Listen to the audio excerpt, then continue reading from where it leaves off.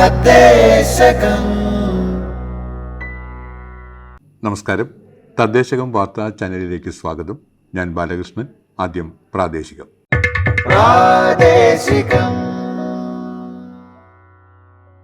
ഉരുൾപൊട്ടൽ പൊതുജനങ്ങൾക്കായുള്ള ജാഗ്രതാ നിർദ്ദേശങ്ങൾ. കാലാവസ്ഥാ നിരീക്ഷണ വകുപ്പിൻ്റെയും ദുരന്ത നിവാരണ അതോറിറ്റിയുടെയും മുന്നറിയിപ്പുകൾ അനുസരിച്ചു മാത്രം മലയോര മേഖലകളിലേക്ക് യാത്ര നടത്തുക. ഉരുൾപൊട്ടൽ മുന്നറിയിപ്പ് ലഭിച്ചാൽ ഉടനെ തന്നെ മലയടിവാരങ്ങളിൽ നിന്ന് സുരക്ഷിത സ്ഥാനങ്ങളിലേക്ക് മാറുക. തീവ്രമഴ സമയങ്ങളിൽ ഉരുൾപൊട്ടൽ സാധ്യതാ പ്രദേശങ്ങളിൽ താമസിക്കുന്നത് ഒഴിവാക്കുക. നിലത്ത് വീണ് കിടക്കുന്ന വൈദ്യുതി കമ്പികളിലും വൈദ്യുതി തൂണുകളിലും തൊടാതിരിക്കുക. വാർത്താവിനിമയ മാർഗങ്ങൾ ഉറപ്പുവരുത്തുക. ഉരുൾപൊട്ടലിനെ പറ്റിയുള്ള വിവരങ്ങൾ അപ്പോൾ തന്നെ അധികാരികളെ അറിയിക്കുക. വയനാട്ടിലെ ദുരിതബാധിതർക്ക് സഹായം നൽകുവാൻ ആഗ്രഹിക്കുന്നവർ മുഖ്യമന്ത്രിയുടെ ദുരിതാശ്വാസ നിധിയിലേക്ക് സംഭാവന നൽകണം. ദുരിതബാധിതർക്ക് എല്ലാ സഹായവും സർക്കാർ നൽകുന്നത് മുഖ്യമന്ത്രിയുടെ ദുരിതാശ്വാസ നിധിയിലൂടെയായിരിക്കും. ഔദ്യോഗിക ദുരിതാശ്വാസ പ്രവർത്തകർ അല്ലാത്തവർ ആരും വയനാട്ടിലേക്ക് പോകരുത്. മറ്റുള്ളവർ പോയാൽ പ്രാദേശിക സാഹചര്യം കാരണം വഴിയിൽ തടയുവാൻ സാധ്യതയുണ്ട്. എന്തെങ്കിലും സാഹചര്യത്തിൽ ദുരിതാശ്വാസ സഹായമായി നൽകാൻ വസ്തുക്കൾ വാങ്ങിയവർ അതത് ജില്ലയിലെ കളക്ടറേറ്റിൽ 1077 എന്ന നമ്പറിൽ ബന്ധപ്പെട്ട് അറിയിക്കുക. ജില്ലാ കളക്ടറേറ്റിൽ ഇവ ശേഖരിക്കുവാൻ സംവിധാനമൊരുക്കും. പഴയ വസ്തുക്കൾ എത്തിക്കരുത്, അവ സ്വീകരിക്കില്ല. തെലങ്കാന ധനകാര്യ കമ്മീഷൻ ചെയർമാനും അംഗങ്ങളും കില സന്ദർശിച്ചു. തെലങ്കാന ധനകാര്യ കമ്മീഷൻ ചെയർമാനും മുൻ MP-യുമായ രാജയ്യ സിരിസില്ലയുടെ നേതൃത്വത്തിൽ 5-അംഗ സംഘമാണ് കില സന്ദർശിച്ചത്.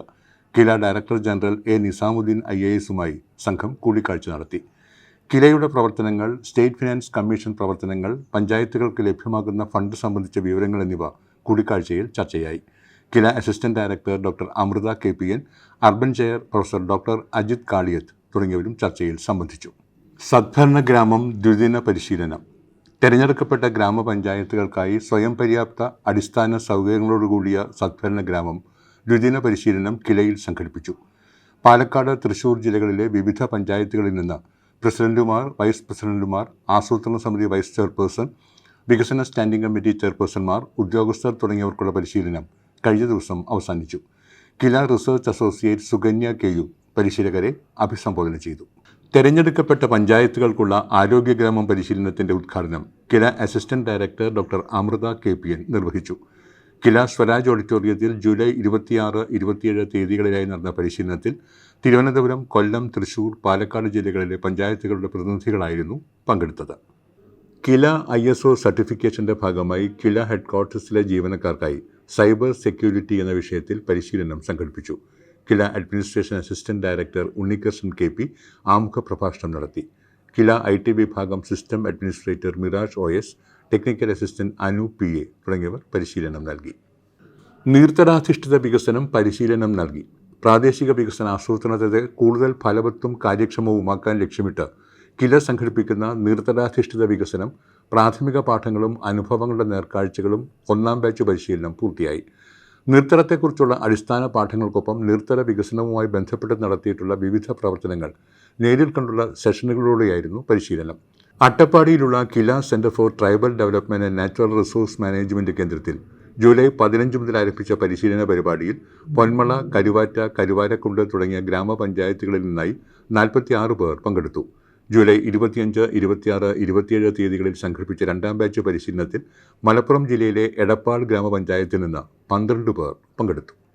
സ്വയം തൊഴിൽ സംരംഭങ്ങളുടെ വളർച്ച, തദ്ദേശ സ്വയംഭരണ സ്ഥാപനങ്ങളുടെ പങ്ക് ശ്രദ്ധേയമെന്ന് മന്ത്രി ബാലഗോപാൽ. ചെറു സ്വയം തൊഴിൽ സംഘങ്ങൾ, കുടുംബശ്രീ എന്നിവയുടെ പ്രവർത്തനങ്ങൾ ഏകോപിപ്പിക്കുന്നതിൽ തദ്ദേശ സ്വയംഭരണ സ്ഥാപനങ്ങൾ വഹിക്കുന്ന പങ്ക് പ്രശംസനീയമാണെന്ന് ധനമന്ത്രി KN Balagopal. Ithikkara block panchayat office community hall ഉദ്ഘാടനം നിർവഹിച്ച് സംസാരിക്കുകയായിരുന്നു അദ്ദേഹം. മറ്റു സംസ്ഥാനങ്ങൾ കേരളത്തെ മാതൃകയാക്കണമെന്ന് സാമ്പത്തിക വിദഗ്ധരെ കൊണ്ട് പറയിപ്പിക്കാൻ സാധിച്ചത് ഇത്തരം പ്രവർത്തനങ്ങളിലൂടെയാണെന്നും അദ്ദേഹം പറഞ്ഞു. GS ജയലാൽ MLA അധ്യക്ഷനായി. Block panchayat president advocate MK Sreekumar, vice president Nirmala Varghese, തദ്ദേശ സ്വയംഭരണ പ്രതിനിധികൾ, ബ്ലോക്ക് പഞ്ചായത്ത് സ്ഥിരം സമിതി അധ്യക്ഷന്മാർ, രാഷ്ട്രീയ കക്ഷി പ്രതിനിധികൾ തുടങ്ങിയവർ പങ്കെടുത്തു. നെറ്റ് സീറോ കാർബൺ കേരളം ജില്ലാതല കോർ ഗ്രൂപ്പ് യോഗം ചേർന്നു. ഹരിത കേരളം മിഷൻ നടപ്പാക്കി വരുന്ന നെറ്റ് സീറോ കാർബൺ കേരളം ജനങ്ങളിലൂടെ ക്യാമ്പയിൻ്റെ ഭാഗമായി തൃശൂർ ജില്ലാതല കോർ ഗ്രൂപ്പ് യോഗം ചേർന്നു. ജൈവമാലിന്യ ഉറവിട സംസ്കരണത്തിന് സാങ്കേതിക സഹായം ലഭ്യമാക്കാൻ ഓരോ വാർഡിൽ നിന്നും 2 പേരെ വീതം തിരഞ്ഞെടുത്ത് പരിശീലനം നൽകാൻ തീരുമാനിച്ചു.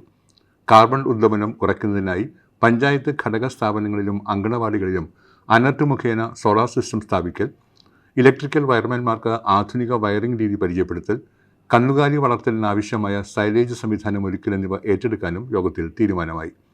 തൃശൂർ ജില്ലാ പഞ്ചായത്ത് കോൺഫറൻസ് ഹാളിൽ ചേർന്ന യോഗത്തിൽ ജില്ലാ മിഷൻ കോർഡിനേറ്റർ സി ദിതിക പ്രവർത്തനങ്ങൾ വിശദീകരിച്ചു.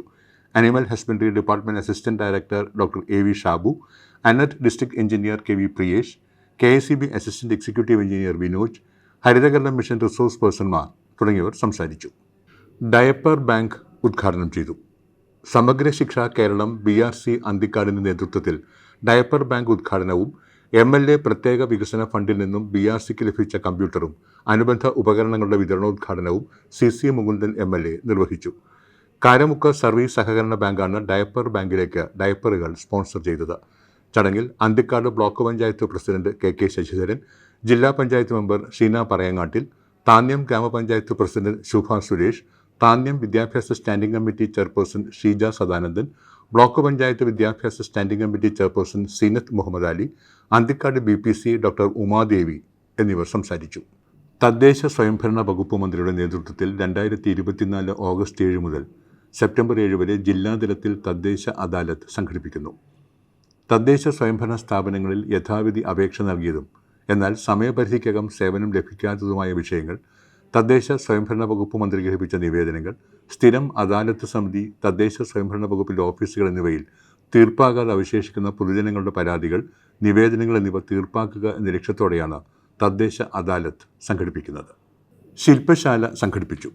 മാലിന്യമുക്ത നവകേരളം പദ്ധതിയുടെ ഭാഗമായി ഇത്തിക്കര ബ്ലോക്ക് പഞ്ചായത്തിൽ ശില്പശാല സംഘടിപ്പിച്ചു. Block panchayat president MK Sreekumar ഉദ്ഘാടനം നിർവഹിച്ചു. വൈസ് പ്രസിഡന്റ് നിർമ്മല വർഗീസ് അധ്യക്ഷയായി.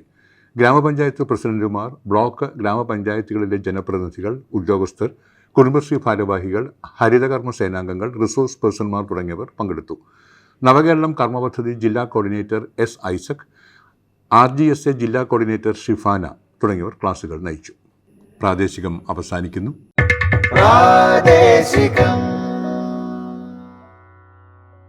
ഇനി നേർക്കാഴ്ച.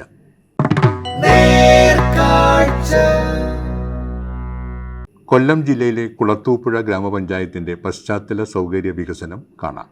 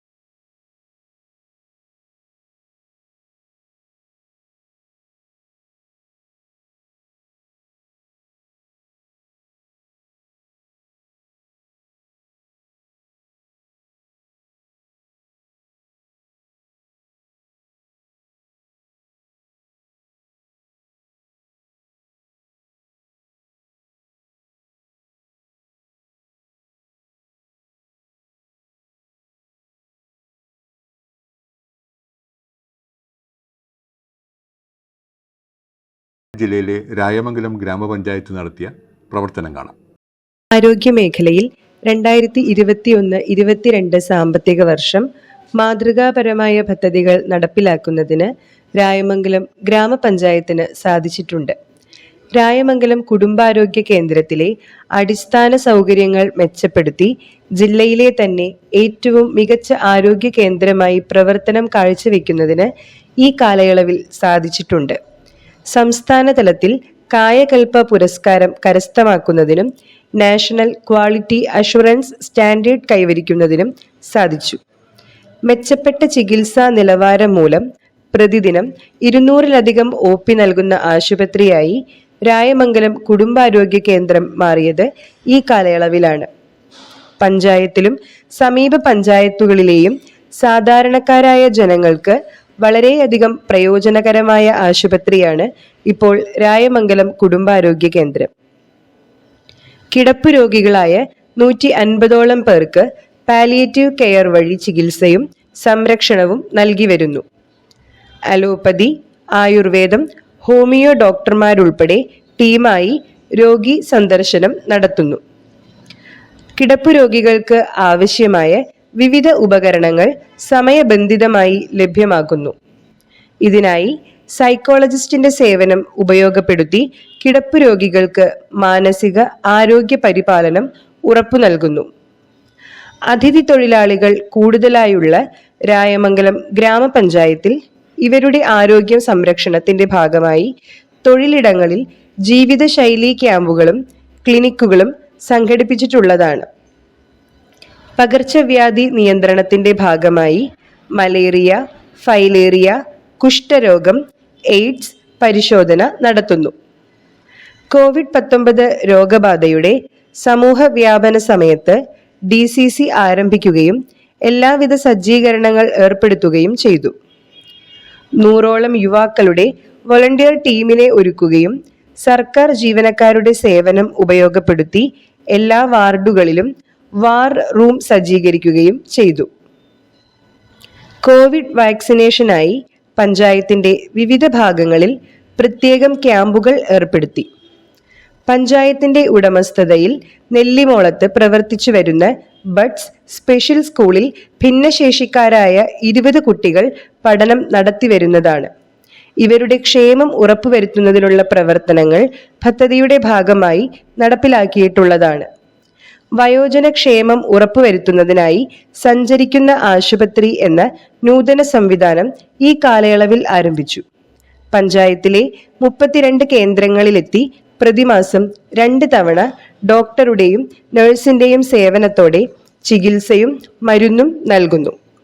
ഇതുവഴി പ്രതിമാസം 700ഓളം വയോജനങ്ങൾക്ക് സ്വന്തം പ്രദേശത്ത് തന്നെ ചികിത്സയും മരുന്നും ലഭിക്കുന്നു. സഞ്ചരിക്കുന്ന ആശുപത്രിക്കായി സംഭാവനയായി ലഭിച്ച വാഹനം ഉപയോഗപ്പെടുത്തി കൂടുതൽ കാര്യക്ഷമമായ രീതിയിൽ പ്രവർത്തനം തുടർന്നു വരുന്നു. ആയുർവേദം, ഹോമിയോ ആശുപത്രികൾ വഴിയും മെഡിക്കൽ ക്യാമ്പുകളും പകർച്ചവ്യാധി പ്രതിരോധ മരുന്നുകളും വിതരണം നടത്തിയിട്ടുള്ളതാണ്.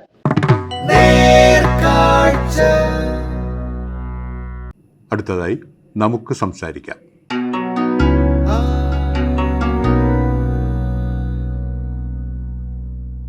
നമസ്കാരം. നമുക്ക് സംസാരിക്കാം പരിപാടിയിലേക്ക് എല്ലാവർക്കും സ്വാഗതം. ഇന്ന് നമുക്കൊപ്പമുള്ളത് കോഴിക്കോട് ജില്ലയിലെ പനങ്ങാട് ഗ്രാമപഞ്ചായത്ത് പ്രസിഡന്റാണ്. പനങ്ങാട് ഗ്രാമപഞ്ചായത്തിന്റെ വികസന വിശേഷങ്ങളെക്കുറിച്ച് നമുക്ക് സംസാരിക്കാം. നമസ്കാരം. നമസ്കാരം. പരിപാടിയിലേക്ക് സ്വാഗതം. സ്വാഗതം. ആദ്യമായി എനിക്ക് ചോദിക്കാനുള്ളത്, ദാരിദ്ര്യ നിർമ്മാർജ്ജനവുമായി ബന്ധപ്പെട്ട് എന്തെല്ലാം തരത്തിലുള്ള പ്രവർത്തനങ്ങളാണ് പഞ്ചായത്ത് ഇതുവരെ നടത്തി വന്നിട്ടുള്ളത്? ദാരിദ്ര്യ നിർമ്മാർജ്ജനത്തെ സംബന്ധിച്ച് ഞങ്ങൾ ആദ്യമായി ചെയ്തത്, ഞങ്ങൾക്ക് 20 വാർഡാണുള്ളത്. 20 വാർഡുകളിലും വളണ്ടിയർമാരെ വെച്ച് ഞങ്ങൾ സർവേ നടത്തി. എത്രമാത്രം ആളുകൾ ഏറ്റവും അതിദരിദ്രരുണ്ട് എന്ന് കണ്ടെത്താണ് ഞങ്ങൾ ആദ്യം ചെയ്തത്. അങ്ങനെ 68 കുടുംബമായിരുന്നു പഞ്ചായത്തിലാകെ ഉണ്ടായിരുന്നത്. അതിൽ 4 പേര് മരണപ്പെട്ടു പോയി. പിന്നീട് അവർ ഓരോരുത്തരാണ് ഒരു കുടുംബത്തിലുള്ളത്. ബാക്കി 64 കുടുംബമാണ് പഞ്ചായത്തിലുള്ളത്. ആ 64 കുടുംബത്തിന് വേണ്ടി ഞങ്ങൾ അവർക്ക് എന്തൊക്കെയാണ് കാര്യങ്ങൾ വേണ്ടത് എന്നൊരു മൈക്രോ പ്ലാൻ ഞങ്ങൾ തയ്യാറാക്കി. അതിൽ 5 ആളുകൾക്ക് വീടില്ല. അവർക്ക് വീട് വെക്കുന്നതിന് വേണ്ടിയുള്ള സഹായം നൽകാൻ ഞങ്ങൾ തീരുമാനിച്ചു. പിന്നെ അതിലൊരു 40ഓളം ആളുകൾക്ക് റേഷൻ കാർഡില്ല. റേഷൻ കാർഡ് നൽകി കൊടുത്തു. ID കാർഡില്ലാത്തവർക്ക് വോട്ടർ ID കാർഡ് ഞങ്ങൾ തയ്യാറാക്കി കൊടുത്തു. അതുപോലെ സൗകര്യപ്രദമായ വഴി വീട്ടിലേക്കില്ലാത്തവർക്ക് വഴി ഞങ്ങൾ ശരിയാക്കി കൊടുത്തു. അതുപോലെ ഞങ്ങൾ എല്ലാ മാസവും ഞങ്ങൾ ഭക്ഷ്യധാന്യ കിറ്റ് ഈ 64 കുടുംബത്തിനൊപ്പം നൽകി വരുന്നുണ്ട്.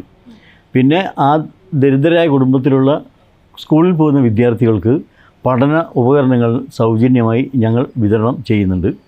ഇത്രയും കാര്യങ്ങൾ ഞങ്ങളിപ്പോൾ ചെയ്തു വരുന്നുണ്ട്.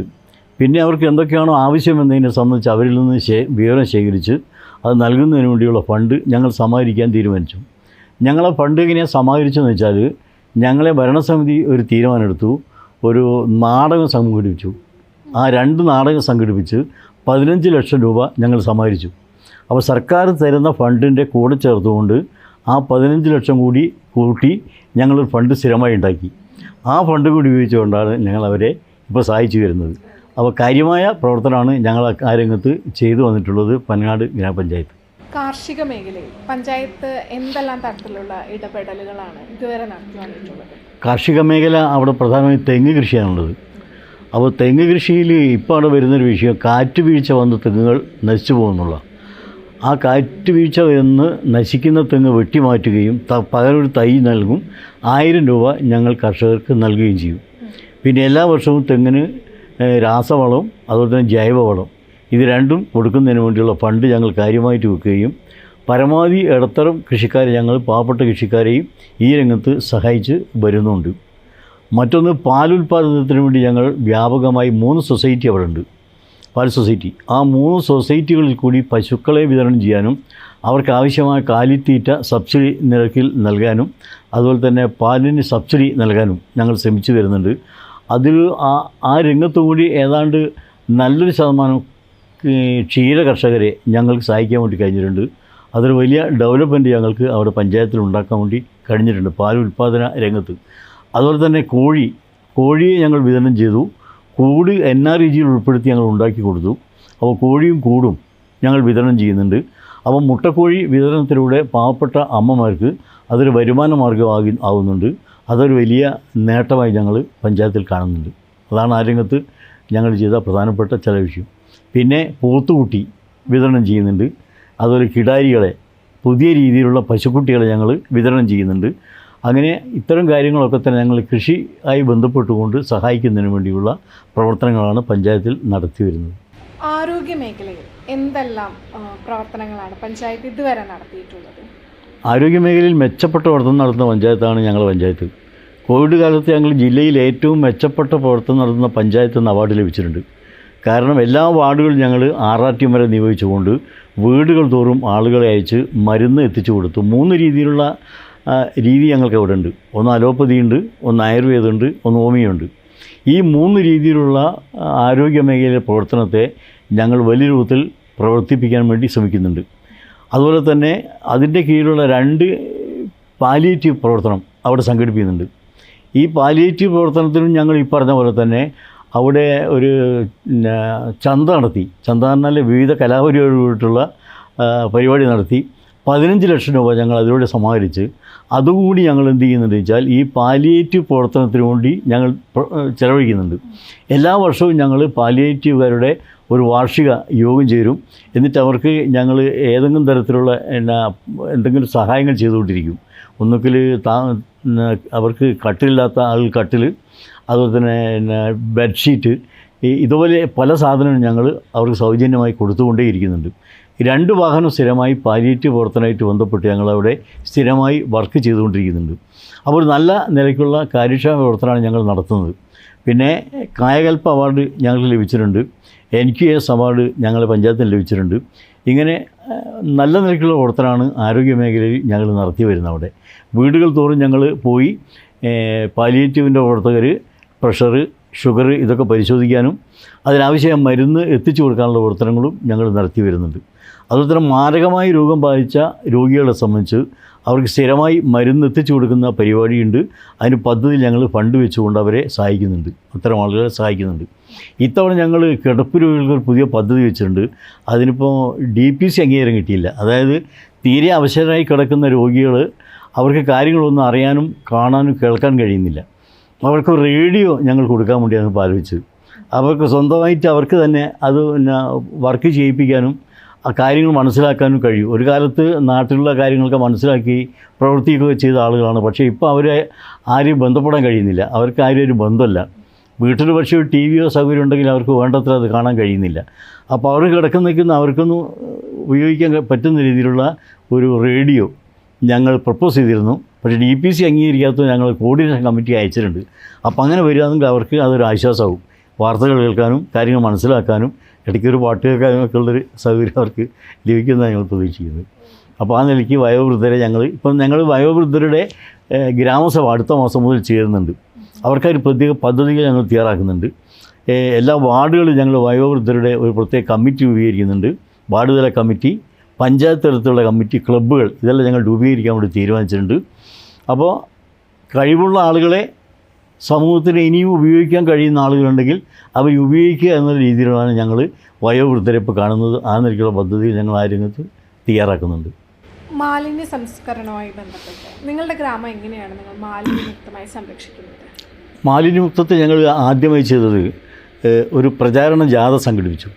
ഞങ്ങളെ 20 മെമ്പർമാരാണുള്ളത്. ആ 20 മെമ്പർമാരുടെ നേതൃത്വത്തിൽ ഒരു വാഹന പ്രചാരണ ജാഥ സംഘടിപ്പിച്ചു. ഒരു ബോധവൽക്കരണത്തിന് വേണ്ടിയുള്ള പ്രവർത്തനം നടത്തി.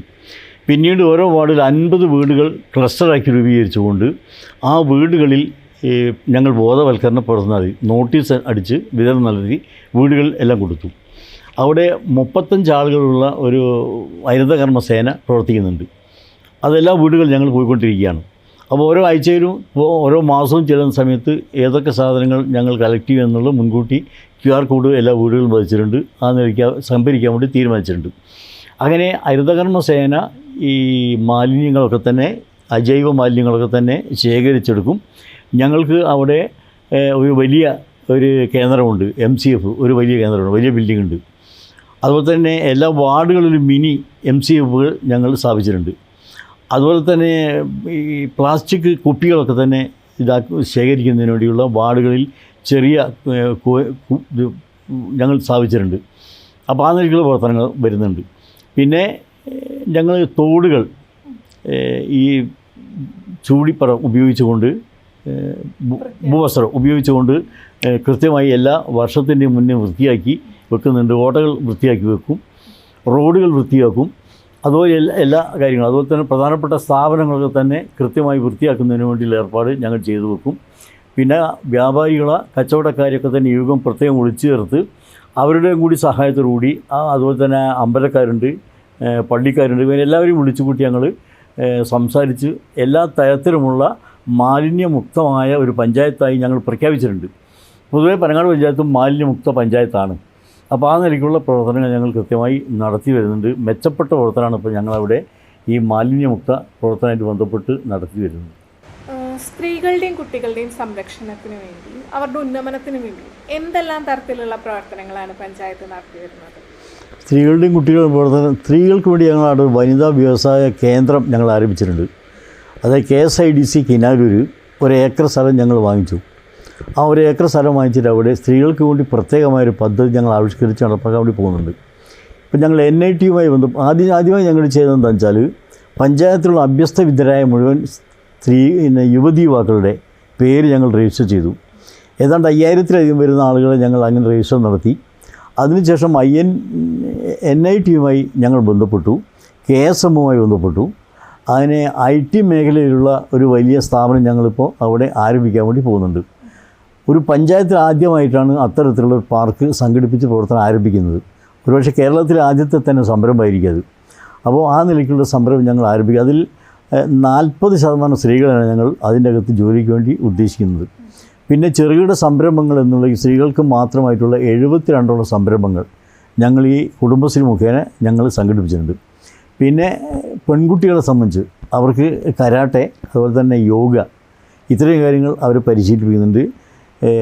അതുപോലുള്ള നിരവധി കാര്യങ്ങളാണ് ഞങ്ങൾ ആ രംഗത്ത് നടത്തി വരുന്നത്. പിന്നെ മെൻസ്ട്രൽ കപ്പ് ഞങ്ങൾ കഴിഞ്ഞ വർഷവും ഈ വർഷം നടപ്പാക്കി. അവർക്ക് പ്രത്യേക ക്ലാസ്സുകൾ നൽകി അതിനാവശ്യമായ സംവിധാനങ്ങളൊക്കെ ഏർപ്പെടുത്തി. ഡോക്ടർ നേതൃത്വത്തിൽ പ്രത്യേക ടീം അവിടെ പ്രവർത്തിക്കുന്നുണ്ട്. അപ്പോൾ കഴിഞ്ഞ തവണ ഞങ്ങൾ 90 പേർക്കായിരുന്നു കൊടുത്തത്. ഇത്തവണ 1000-ലധികം പേർക്ക് മെൻസ്ട്രൽ കപ്പ് നൽകാൻ വേണ്ടി ഞങ്ങൾ സഹായിച്ചിട്ടുണ്ട്. അതും ഞങ്ങൾ ഫണ്ട് വെച്ചിട്ടുണ്ട്.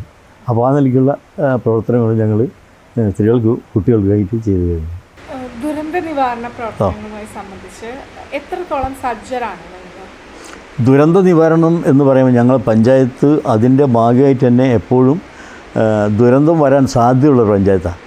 ഒന്ന് മലയോര മേഖലയാണ്, മറ്റൊന്ന് പുഴയോര മേഖലയാണ്. അപ്പം മഴ പെയ്തു കഴിഞ്ഞാൽ ഉടനെ വെള്ളപ്പൊക്കം ഉണ്ടാകുന്ന പ്രദേശങ്ങളുണ്ട്. അവിടുന്ന് ആളുകളെ മാറ്റി താമസിക്കേണ്ട പ്രശ്നം ഉണ്ടാകും. മലയോര മേഖലയിൽ ചിലപ്പോൾ ഉരുൾപൊട്ടൽ, മലയിടിച്ചിൽ ഇതൊക്കെ സാധ്യതയുള്ള പ്രദേശം. അങ്ങനെ സംഭവിച്ചിട്ടുണ്ട്. നേരത്തെ ആളുകൾ മരിച്ച സ്ഥലമാണ് പനങ്ങാട് പഞ്ചായത്ത്. അപ്പോൾ അതുകൊണ്ട് തന്നെ ഞങ്ങൾ അവിടെ പ്രത്യേകമായി ഡിസാസ്റ്റർ മാനേജ്മെൻറ്റ് ഗ്രൂപ്പിനെ ഏതാണ്ടൊരു 10-35ഓളം യുവാക്കൾ അതിനുവേണ്ടി തയ്യാറാക്കിക്കൊണ്ട് ഞങ്ങളവിടെ ഒരു ടീം പ്രവർത്തിക്കുന്നുണ്ട്. അവർക്ക് ആവശ്യമായ പ്രാഥമിക ആവശ്യത്തിനുള്ള കുറേ സാധനങ്ങൾ ഞങ്ങൾ വാങ്ങി സ്റ്റോക്ക് ചെയ്തിട്ടുണ്ട്. വലയുണ്ട്, പെട്ടെന്ന് മരം വീണ് കഴിഞ്ഞാൽ മുറിക്കുന്നതിനുള്ള സംവിധാനമുണ്ട്.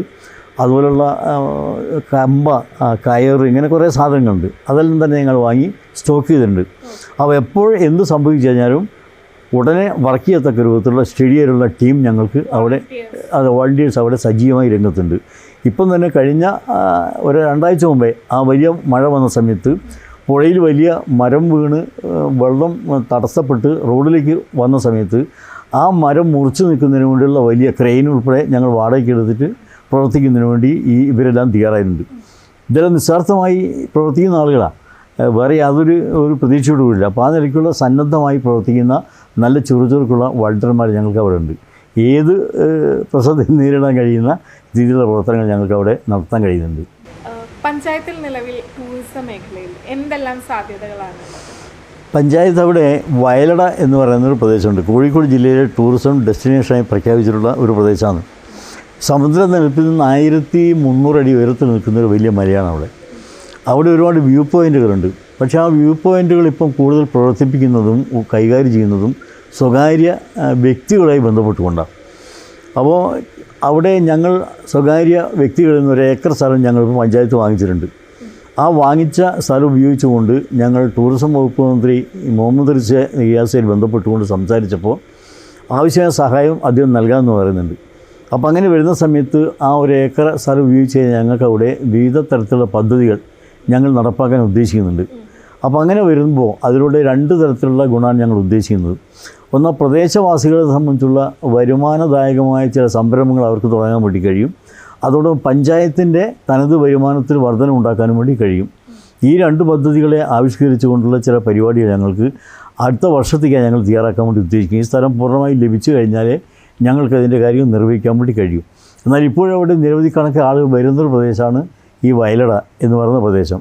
അപ്പോൾ അതിനെ പരമായി നമുക്ക് ഉപയോഗപ്പെടുത്താൻ കഴിയുന്ന ഭാവിയുള്ള ഒരു പ്രദേശമാണത്. അപ്പം നല്ല ഭാവി ഈ ടൂറിസം രംഗത്ത് ഉണ്ടാക്കാൻ കഴിയും.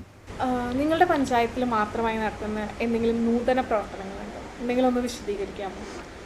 നൂതന പ്രവർത്തനം എന്ന് പറയുന്നത് ഒന്ന് ഇതാണ്. കേസുമായി ബന്ധപ്പെട്ടുകൊണ്ട് IT മേഖലയിലുള്ള പദ്ധതിയാണ് ഞങ്ങൾ ഉദ്ദേശിക്കുന്നത്. അവിടെ അഭ്യസ്തവിദ്യരായ ആളുകൾക്ക്, അതായത് ഇപ്പം പലരും വീടുകളിൽ നിന്ന് ജോലി ചെയ്യുന്ന ആളുകളുണ്ടല്ലോ, കമ്പനിക്കാർക്ക് വേണ്ടി, അവർക്ക് ആവശ്യമായ സംവിധാനം ഒരുക്കാൻ വേണ്ടി ഞങ്ങൾ അവിടെ ഉദ്ദേശിക്കുന്നുണ്ട്. അത് ഞാൻ നേരത്തെ പറഞ്ഞ പോലെ കേരളത്തിൽ ആദ്യമായിട്ടാണ് ഒരു പഞ്ചായത്ത് അത് ഏറ്റെടുത്ത് നടത്തുന്നതെന്ന് പറയുന്നത് ഞങ്ങളെ ഒരു പഞ്ചായത്തിൽ മാത്രമായിരിക്കും. അപ്പോൾ KSOമായി ഞങ്ങൾ അതിൻ്റെ എഗ്രിമെൻ്റ് ഒപ്പുവെച്ചു. ഇനി NITയുമായി ഞങ്ങളതിൻ്റെ ഒപ്പുവെക്കേണ്ടതുണ്ട്, എഗ്രിമെൻ്റ് ഒപ്പുവെക്കേണ്ടതുണ്ട്. അപ്പോൾ അതിലേക്ക് വന്നു കഴിഞ്ഞാൽ അത് ഏറ്റവും നൂതനമായൊരു പദ്ധതിയായിരിക്കുമെന്നാണ് ഞങ്ങൾ പ്രതീക്ഷിക്കുന്നത്. പിന്നെ പൂക്കൃഷി പദ്ധതി അവിടെ ഉണ്ട്. ഞങ്ങൾ പഞ്ചായത്തിലേക്ക് മാത്രമായി ഓണം സെപ്റ്റംബർ വരുന്ന സമയത്ത് പൂവ് അവിടെ നിന്ന് തന്നെ ഉൽപ്പാദിപ്പിച്ച് അവിടെ തന്നെ ഉണ്ടാക്കുന്നതിന് വേണ്ടിയുള്ള ഏർപ്പാട് ഞങ്ങൾ ഉദ്ദേശിക്കുന്നുണ്ട്. പിന്നെ കുടുംബശ്രീ ആഴ്ച ചന്ത ഉണ്ട്. അവിടെ ഉണ്ടാക്കുന്ന പച്ചക്കറി അവിടെ തന്നെ ആഴ്ചയിൽ ഒരു ദിവസം കൊണ്ടുവന്ന് വിൽപ്പന നടത്തുന്നതിന് വേണ്ടിയുള്ള സംവിധാനവും ആഴ്ച ചന്ത കുടുംബശ്രീയുടെ നേതൃത്വത്തിൽ അവിടെ ഞങ്ങൾ സംഘടിപ്പിക്കപ്പെട്ടിട്ടുണ്ട്. പഞ്ചായത്തിലെ നിലവിലെ അവസ്ഥ വെച്ച് ഇനി ഏതൊക്കെ മേഖലകളിലാണ് കൂടുതൽ വികസനം ആവശ്യമായിട്ടുള്ളത്? പഞ്ചായത്തിൻ്റെ വികസനം ഞങ്ങൾ ഒന്ന് കാണുന്നത് ടൂറിസം തന്നെയാണ്. ഞങ്ങൾ ഉദ്ദേശിക്കുന്നത് പുഴയോര മേഖലയിൽ ചില പ്രധാനപ്പെട്ട പോയിൻറ്റുകൾ കണ്ടെത്തി ടൂറിസം ഡിപ്പാർട്ട്മെൻറ്റിൻ്റെ ആളുകളെ വരുത്തി അവരുമായി ഞങ്ങൾ ചർച്ച ചെയ്തു. ആ ചർച്ച ചെയ്തതിൻ്റെ അടിസ്ഥാനത്തിൽ ULCC ചില പദ്ധതികൾ തയ്യാറാക്കി നൽകി. അതിൻ്റെ നേതൃത്വത്തിൽ ചില പരിപാടികൾ നടന്നു വരുന്നത്. അതായത് പുഴയിലെ വെള്ളം ഉപയോഗിച്ചുകൊണ്ടുള്ള ബോട്ട് യാത്രകൾ അതുപോലുള്ള പദ്ധതികൾ ഞങ്ങൾ തയ്യാറാക്കുന്നുണ്ട്. അപ്പോൾ ടൂറിസം മേഖലയിൽ ഞങ്ങൾക്കൊരു ഭാവി ഞങ്ങൾ കാണുന്നുണ്ട്. അതുപോലെ കാർഷിക മേഖലയിൽ അവിടെ പ്രധാനമായി ഞങ്ങൾ ഉണ്ടാക്കുന്നു എന്ന് പറയുന്നത് നാളികേരം തന്നെയാണല്ലോ. അപ്പോൾ നാളികേരത്തിൽ അധിഷ്ഠിതമായ ഏതെങ്കിലും ഒരു സംരംഭം തുടങ്ങണമെന്നതിനെ സംബന്ധിച്ച് ഞങ്ങൾ ഉദ്ദേശിക്കുന്നുണ്ട്. പിന്നെ അവിടെ ഏറ്റവും പ്രധാനപ്പെട്ട ഞങ്ങൾ ഭാവി പ്രതീക്ഷിക്കുന്നത് കേരളത്തിലെ എയിംസ് എന്ന് പറയുന്ന അവിടെയാണ് വരാൻ വേണ്ടി പോകുന്നത്. അവിടെ KSIDCയിൽ 150 ഏക്കർ സ്ഥലം KSIDC തയ്യാറാക്കി കൊടുത്തു. ബാക്കി വരുന്ന 90 ഏക്കർ സ്ഥലം അവിടെ നാട്ടുകാരിൽ നിന്ന് എടുത്തു കൊടുക്കുന്നതിന് വേണ്ടിയുള്ള പദ്ധതികൾ ആവിഷ്കരിച്ചു. അതിൻ്റെ പാരിസ്ഥിതിക പരിശോധനയൊക്കെ നടത്തി കഴിഞ്ഞു. അപ്പോൾ അങ്ങനെ എയിംസ് എന്ന് പറയുന്നതും കൂടി അവിടെ വന്നു കഴിഞ്ഞാൽ ഞങ്ങളുടെ പഞ്ചായത്തിനെ സംബന്ധിച്ച് ഏറ്റവും വലിയ ഒരു പുരോഗതി ആരോഗ്യ മേഖലയിൽ മാത്രമല്ല വിവിധ മേഖലയിൽ ഉണ്ടാക്കാൻ കഴിയുമെന്നാണ് ഞങ്ങൾ പ്രതീക്ഷിക്കുന്നത്. അതിനനുസൃതമായ ചില പദ്ധതികൾ ഞങ്ങൾ അണിയറയിൽ ഞങ്ങൾ തയ്യാറാക്കി വരുന്നുണ്ട്. അപ്പോൾ ഇത്രയും നേരം നമുക്ക് വേണ്ടി സമയം ചെലവഴിച്ചതിന് നന്ദി. നന്ദി.